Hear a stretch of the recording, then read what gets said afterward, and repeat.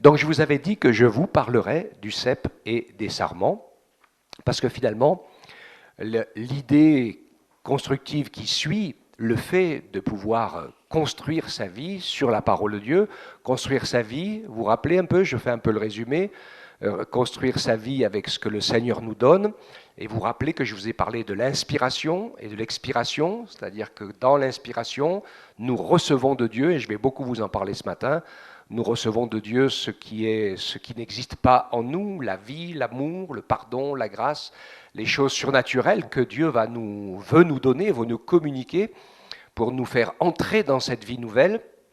Et dans, en quelque sorte, l'expiration, eh bien, c'est qu'est-ce que nous faisons de ce que Dieu nous a donné.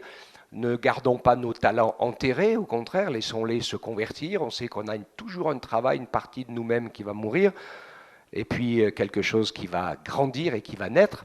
Et donc, on va fixer le tableau avec ce texte de Jean 15, à partir du verset 1er, et nous arrêter sur ces détails où le Seigneur Jésus dit les choses, il explique et dit « Moi, dit Jésus, je suis le vrai cep, et mon Père est le vigneron. Tout sarment, donc ça c'est nous sommes les sarments. Donc tout sarment qui est en moi et qui ne porte pas de fruit, il le retranche. Et tout sarment qui porte du fruit, il l'émonde afin qu'il porte encore plus de fruits. Déjà, vous êtes émondés à cause de la parole que je vous ai annoncée. Demeurez en moi, comme moi en vous, de même que le sarment ne peut de lui-même porter du fruit s'il ne demeure sur le cep, de même vous non plus, si vous ne demeurez en moi. Moi, je suis le cep, vous les sarments. Celui qui demeure en moi, comme moi je demeure en lui, porte beaucoup de fruits, car sans moi, vous ne pouvez rien faire. Amen. Je vais m'arrêter sur cette première parole et puis on continuera après sur le verset 7. Déjà, vous êtes émondés à cause de la parole que je vous ai annoncée. Je vais vous annoncer, vous réannoncer encore et toujours une très très bonne nouvelle, c'est que la part de la vie nouvelle que nous ne pouvons pas vivre, faire, elle a été accomplie. Jésus a tout accompli. Et quand on lui ouvre notre cœur, est-ce que quelqu'un d'entre nous peut se changer lui-même? Est-ce que quelqu'un d'entre nous peut faire le bien de lui-même? Est-ce que quelqu'un d'entre nous peut se sauver lui-même? Est-ce qu'il y a quelqu'un d'autre qui pourrait pardonner nos péchés? C'est impossible. Quand on vient vers Jésus avec sincérité, avec amour, avec vérité, et qu'on lui dit « Seigneur, viens vivre dans mon cœur », alors il commence à émonder. Ça s'appelle la repentance, où on demande pardon pour notre vie de pécheur, que je préférerais dire de demander pardon pour notre vie d'indépendant ou de rebelle. Parce que c'est ça qui produit les péchés. Et c'est quelque chose d'extrêmement important que je dis ici, parce que pour beaucoup de gens, on ne traite pas le problème à la racine. Alors on fait des péchés, puis on demande le pardon, etc. Et on est sur des actes ou sur des choses, mais on ne s'occupe pas de la source. Jésus dit, celui qui est en moi ne pêche plus. Donc il y a quelque chose qui est particulier, pas parfait bien sûr, mais il y a un changement radical qui va se faire, et ce que je veux vous montrer ce matin, ce qui est fondamental, ce qui est essentiel pour chacun d'entre nous, c'est de rester connecté à la source qui est Jésus, le rechercher lui, nous approcher de lui, l'adorer lui, lui ouvrir notre cœur à lui, et nourrir dans notre personnalité, ou nous laisser nourrir et laisser le Seigneur et le Saint-Esprit faire. Arrêtons d'essayer de faire. Vous voyez, quand je parlais du bien et du mal, alors vous avez des gens qui disent « moi je ne crois pas en Dieu, je m'en fous de tout, ils font le mal ». Et puis d'autres qui sont plus ou moins croyants et religieux disent « il faut faire le bien ». Et donc ils font des œuvres et des efforts en faisant toutes sortes de biens le plus possible pour essayer de mériter grâce, salut, pardon, et etc., etc. Mais Jésus nous rappelle dans sa parole ici que sans lui, nous ne pouvons rien faire. Et que la première étape, c'est de nous laisser émonder, c'est-à-dire de reconnaître que nous ne pouvons rien sans lui, que nous sommes perdus sans lui, que nous ne produisons rien de bon sans lui. Vous vous rappelez le passage de 1 Corinthiens 13 ? On peut même aller jusqu'à sacrifier sa vie pour une bonne cause sans que ça n'ait absolument aucune valeur. Ce n'est pas forcément, je dis bien forcément, inspiré par l'amour de Dieu agapé, cette nature d'amour. D'accord ? Donc ça, c'est pas l'intérêt pour nous, c'est pas de chercher à faire plus de bien que de mal.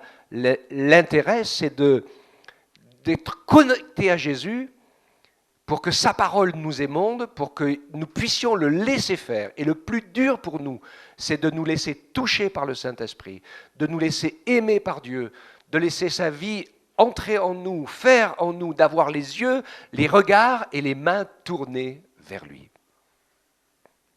D'accord ? C'est ça le plus dur. Parce que nous avons vécu toute notre vie dans l'indépendance avec l'obligation de produire quelque chose pour exister. Donc, dans la foi chrétienne, on a tendance à faire la même chose.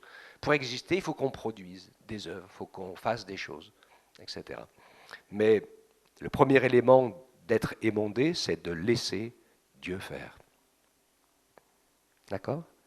Jésus, donc, a accompli ce qu'il fallait pour cela, en nous émondant, puisqu'il a pris sur lui nos péchés, il a ainsi l'autorisation, la possibilité, le pouvoir de rentrer en nous, dans notre nature. Quand tu l'ouvres notre cœur, c'est pas évident. Je pense souvent que la vie de Christ en nous, elle est un peu comme un nouveau-né, un embryon qui commence dans le sein maternel, qui est tout petit au début, d'accord ? Et qui est fragile, hein, en plus, mais qui doit être bien connecté par le cordon ombilical, hein, et qui va ainsi être nourri et devenir l'être accompli qu'il devra devenir. Il y a un sacré bout de chemin hein, entre la petite tête d'épingle et puis ce que chacun d'entre nous, nous sommes devenus aujourd'hui. Et ainsi, la vie de Jésus, ce que le Saint-Esprit fait, c'est cela. Et la repentance donne l'autorisation au Saint-Esprit et à Jésus de planter sa vie nouvelle en nous.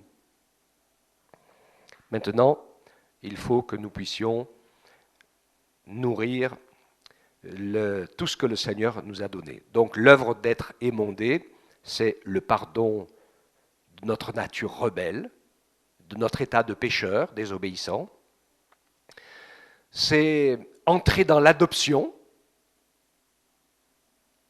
reconnaître que nous sommes appelés, que nous sommes en train de devenir filles et fils de Dieu par le sang de Jésus qui a coulé. Il nous adopte réellement et il va commencer un travail, c'est de nous rendre semblables à lui. C'est l'objectif. C'est la vision, c'est la pensée. Et c'est pour ça qu'il est tellement important de plonger nos regards dans la parole pour que nous puissions être complètement inspirés par le modèle de Christ. Puisque nous le verrons ensemble dans la suite du texte. Quand on va terminer la lecture, le Seigneur a un objectif, c'est que non seulement nous devenions des rachetés, pardonnés, sauvés, ses enfants, mais aussi des amis. Ah, quand des parents et des enfants sont des amis, aussi, c'est extraordinaire. Il n'y a rien de plus beau, il n'y a rien de plus fort que ça. Et c'est bien sûr l'objectif de Jésus.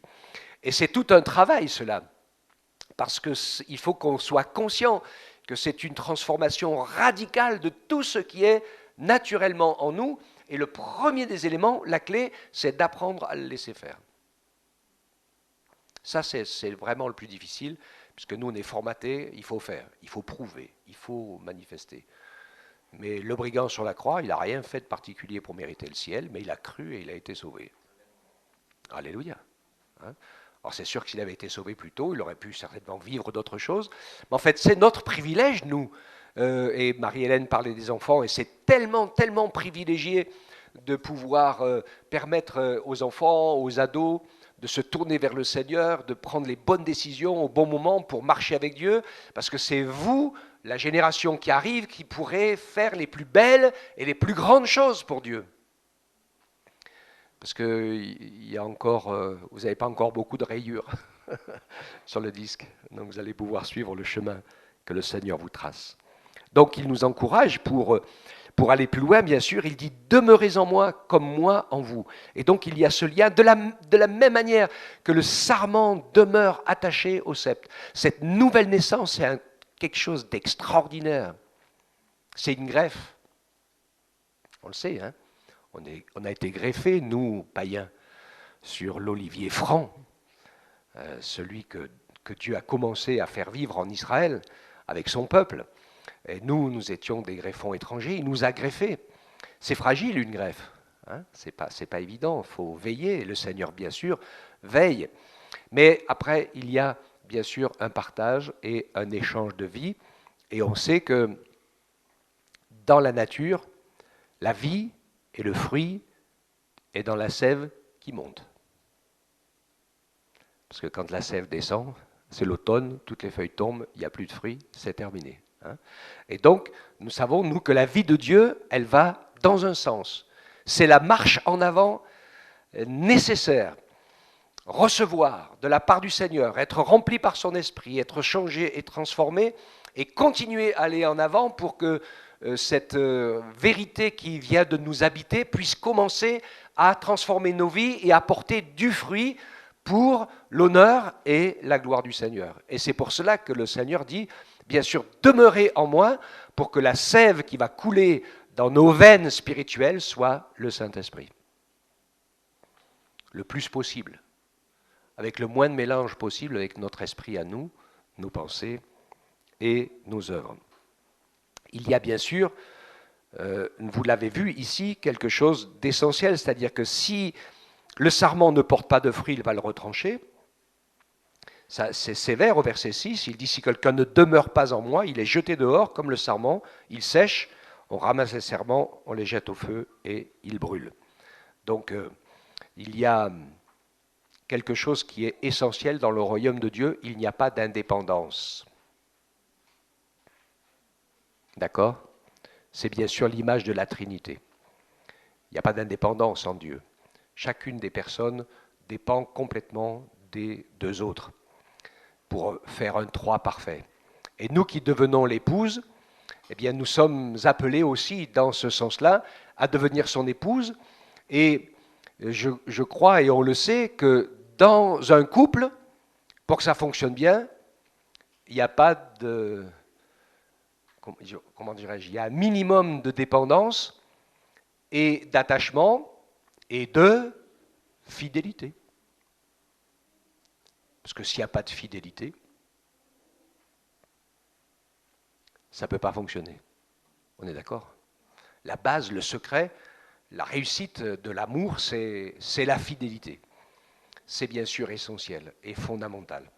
Et je pense à cela, je sais que j'ai eu des discussions avec des gens qui mélangent un petit peu, qui disent « Ah oui, Marie, les saints, et puis plein d'autres choses, Dieu est bon, il est plein d'amour, etc. » Dieu est un Dieu jaloux, et il n'y a qu'un seul époux, c'est lui, et une seule épouse, c'est nous. D'accord ? Donc toutes les autres personnes, il n'y a qu'un seul médiateur entre Dieu et les hommes, c'est Jésus-Christ, homme. Toutes les autres personnes, c'est un chemin d'infidélité. Et Dieu ne supporte pas, c'est comme cela qu'il a condamné son peuple à plusieurs reprises en les traitant d'adultères. Donc on comprend bien sûr la connotation qui est de l'infidélité, évidemment. Hein. Et quand le Seigneur voyait cela, bien sûr, il n'était pas content. Et pour nous, nous savons que le Seigneur est un Dieu jaloux et que son amour pour nous est exclusif. Mais il va aussi tout nous donner. Il a déjà tout accompli. Donc, au verset 9, il nous dit « Comme le Père m'a aimé, moi aussi je vous ai aimé, demeurez dans mon amour. Si vous gardez mes commandements, vous demeurez dans mon amour, comme j'ai gardé les commandements de mon Père et que je demeure dans son amour. Si je vous ai parlé ainsi, c'est afin que ma joie soit en vous et que votre joie soit complète. Alors merci Yann, tu as beaucoup parlé de la joie ce matin. Donc c'est une réalité. Et en fait, pour nous, la joie ne va pas dépendre des circonstances extérieures, parce que sinon il n'y en a pas trop. Elle ne va pas dépendre non plus de nos talents, de nos capacités, de nos prouesses. Notre joie, elle va dépendre de ce que Jésus a accompli pour nous et de la conscience que nous en avons. Parce que si je suis conscient d'avoir été pardonné, d'avoir reçu une vie nouvelle et d'avoir mon nom inscrit dans le livre de vie par amour de Dieu, eh bien j'ai une joie indestructible parce que ce n'est pas mes efforts et mes œuvres qui l'ont construite, c'est Jésus qui l'a construit. C'est son œuvre en lui, à lui. Sans moi, vous ne pouvez rien faire, sous-entendu, de bon. Donc la volonté du Père, c'est que nous puissions vivre et développer cette vraie et profonde joie. Alors, il nous rappelle ses commandements, nous les connaissons, hein. Il y en a bien sûr deux qui sont essentiels, qui sont aimer Dieu, aimer son prochain. Inspiration, expiration. Réfléchissons comment manifester cet amour concrètement.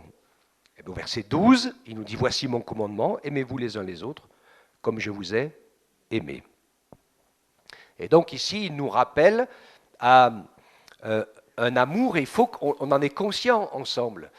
L'amour est un acte, une action délibérée envers d'autres personnes. Si on passe notre temps à attendre d'être aimé, on passera notre temps à être complètement déçu. Dieu est comme ça avec nous d'ailleurs. S'il attendait que sur la grandeur et la capacité de notre amour, ça, je pense qu'il y aurait des grands trous. Mais en fait, dans la réalité, ce que nous savons, c'est que c'est Dieu qui nous aime, car Dieu a tant aimé. Et ça a été terrible pour Jésus de passer par la croix, parce que ce n'est pas facile tous les jours d'aimer, on le sait. Mais une chose est sûre, c'est que le résultat, eh bien, c'est le triomphe de Jésus, parce que non seulement il a pris nos péchés, nos maladies, mais en plus il en a triomphé à la croix, il a triomphé de la condamnation, il a triomphé de la chaîne qui nous sépare de Dieu, et il a même triomphé de la mort. La reine des épouvantements. Alléluia! Puisqu'il en est sorti vainqueur, et tout cela parce qu'il nous a aimés. Je sais que personnellement, je me suis toujours imposé le verset de l'Écriture un petit peu déformé, parce que Jésus nous dit de nous aimer les uns les autres comme il nous a aimés, donc ça c'est pas déformé, puisque en fait il s'est donné, il agit sans cesse, il est à l'œuvre, son amour se manifeste de manière active, et puis il nous dit de regarder les autres comme étant égaux à nous-mêmes. Et si on fait ça comme ça, eh bien, je sais que moi, perso, j'ai besoin de notre étage. Je crois que j'essaye de ne pas oublier que, en fait, les autres sont, pourquoi pas, supérieurs. Je pense aux lions et aux rats, par exemple. Ouais. On a toujours besoin d'un plus petit que soi. Et souvent, et ça va arriver, des personnes qu'on a pensées plus petits, mais qui en réalité sont plus grands dans le royaume de Dieu. On va avoir de ces surprises, ça va faire drôle. Hein, parce qu'il y a plein de gens secrets qui vivent des choses puissantes et profondes avec Dieu, dont personne n'est absolument au courant, et qui vont se retrouver à des places où on se demande comment ça se fait qu'elles sont arrivées là. Et d'autres qui pensaient passer les premiers, et qui vont peut-être être surpris.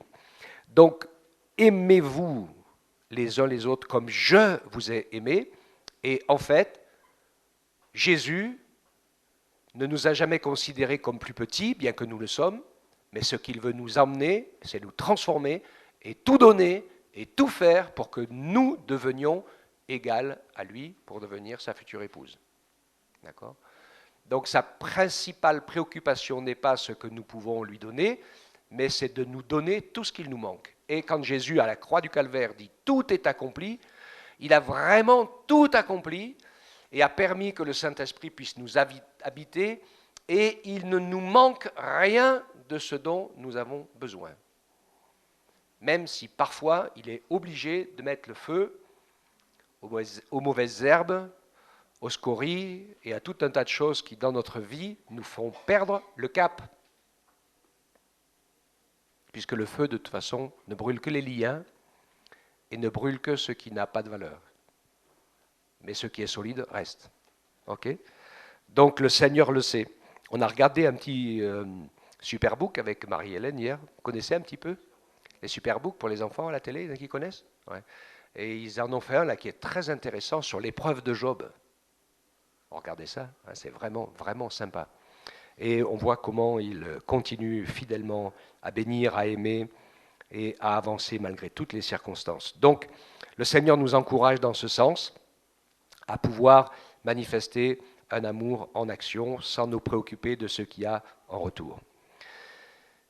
Jésus parle de ce modèle au verset 13 et 14 et 15. Il dit « Il n'y a pour personne de plus grand amour que de donner sa vie pour ses amis. Vous êtes mes amis si vous faites ce que je vous commande. Je ne vous appelle plus serviteur, parce que le serviteur ne sait pas ce que fait son maître.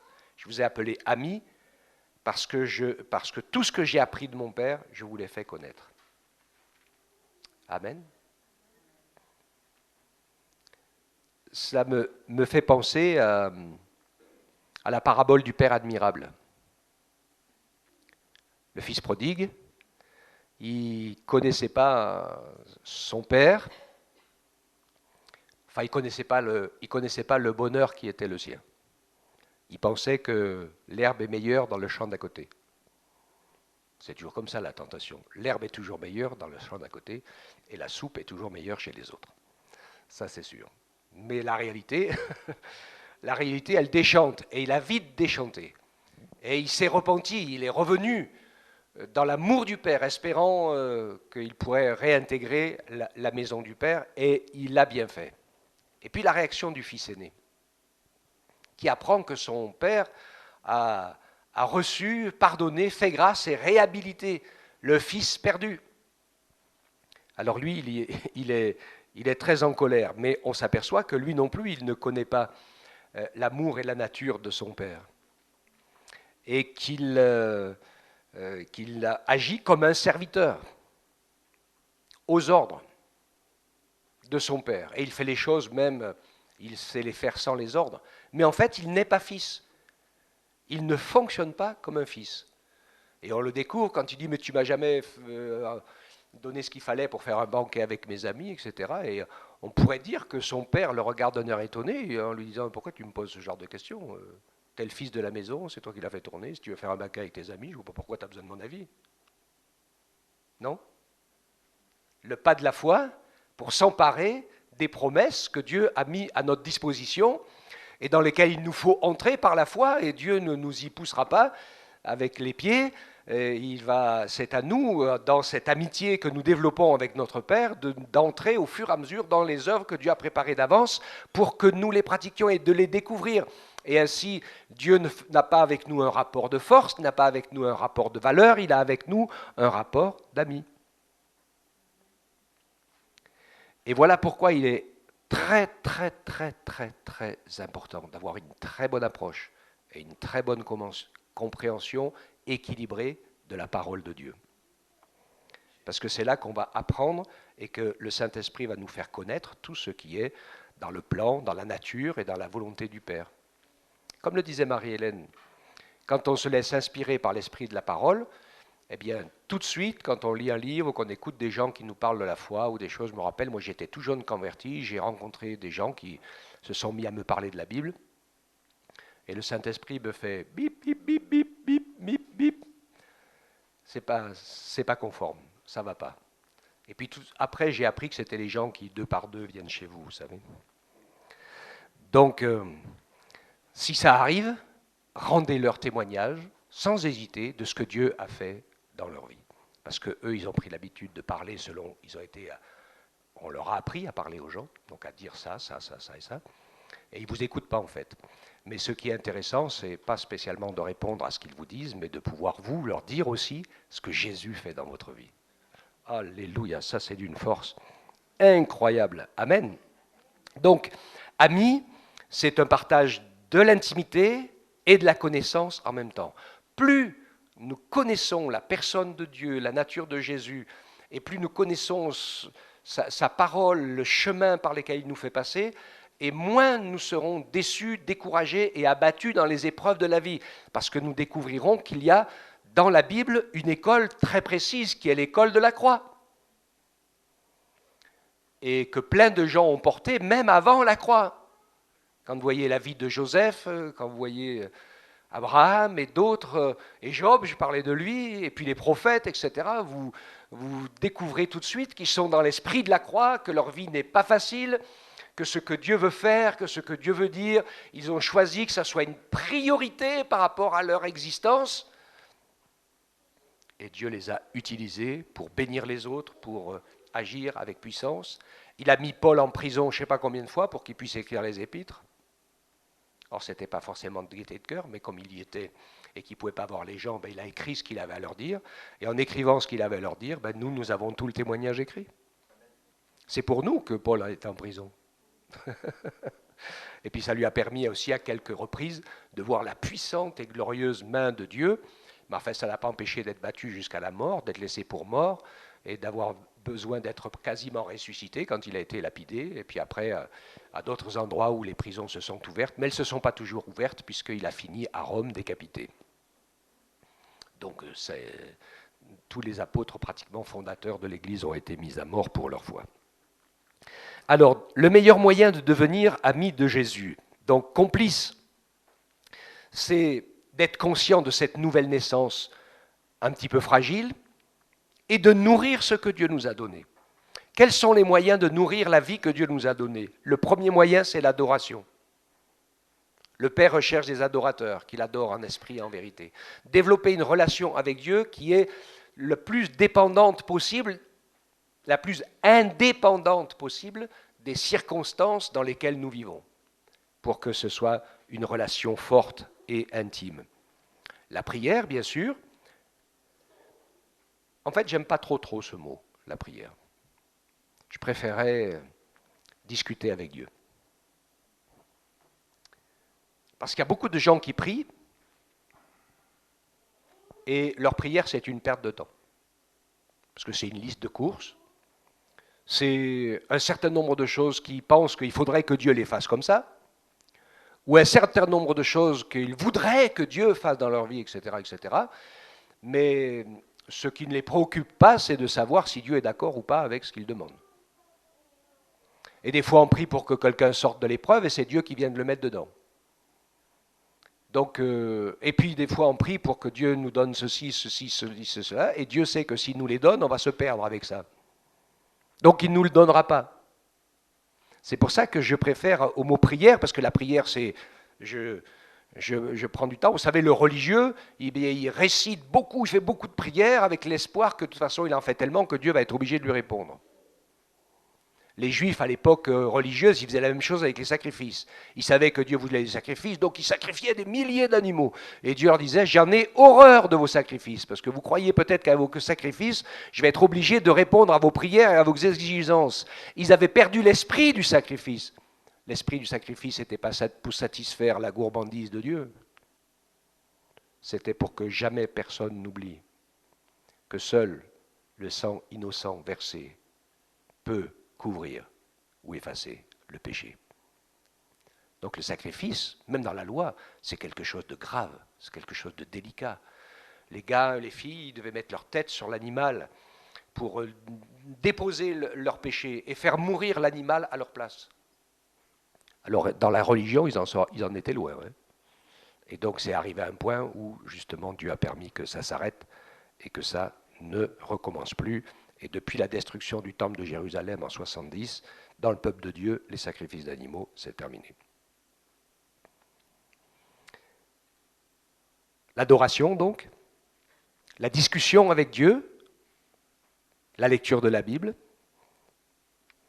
Et puis, je crois que le mieux, c'est de commencer à faire tout ce que ta main trouve à faire pour bénir les autres et pour que tu puisses découvrir tranquillement les talents et les dons que le Seigneur a déposés à l'intérieur de toi pour les mettre en valeur, pour que ce soit le Saint-Esprit qui œuvre. D'accord?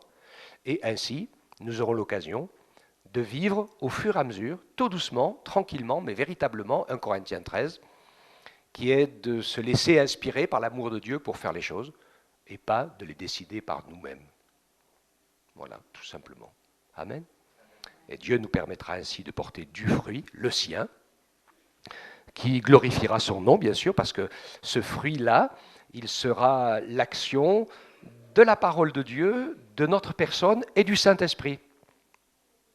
Comme toutes les œuvres que Dieu fait, qui sont l'action de la pensée de Dieu, de la parole de Jésus et de la puissance du Saint-Esprit. D'accord? Tout ce qui est de Dieu et qui est fait de Dieu n'est jamais fait tout seul. C'est pas moi-je. Ça ne fonctionne pas comme ça en Dieu. C'est nous, ensemble. Amen. Que Dieu soit béni. Nous te louons, Seigneur, parce que tu nous permets d'être ton corps, tu nous permets d'être le temple de ton Esprit Saint.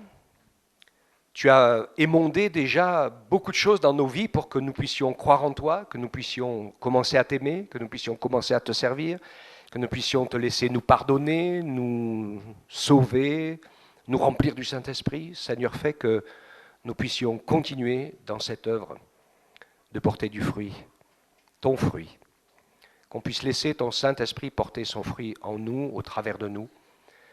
Que ta grâce soit sur nous, que nous soyons habités, habitués par ta grâce, et pour cela, aide-nous à avoir les sentiments qui étaient en toi, en nous permettant, Seigneur, de te servir, en apportant ta bénédiction partout où nous le pouvons autour de nous.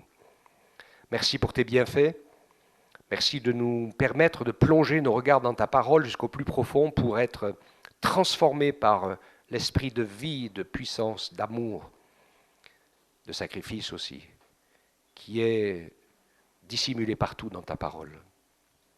Merci de ta grâce et de ta bonté qui nous entoure et qui nous encourage. Que ton nom soit béni, que ton nom soit glorifié, au nom de Jésus. Amen. Amen. Gloire à Dieu.